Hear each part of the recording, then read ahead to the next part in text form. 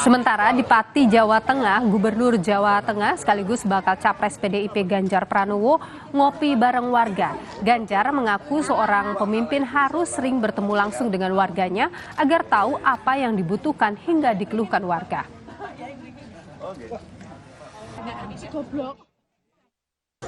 Ya, tradisinya sebenarnya gampang. Kalau kita bisa ngobrol dengan warga, mendengarkan warga, keluar semua. Pada kita ajak warga untuk berdiskusi dan membuat pengakuan-pengakuan tadi disampaikan. Oh iya, tinggal dieksekusi. Memang harus ada yang ngawal. Siapa yang ngawal? Bisa kelompok masyarakat, tokoh desanya, warganya, pemudanya ya. Terus kemudian bisa lewat DPRD, tanyain atau langsung ke pemerintah.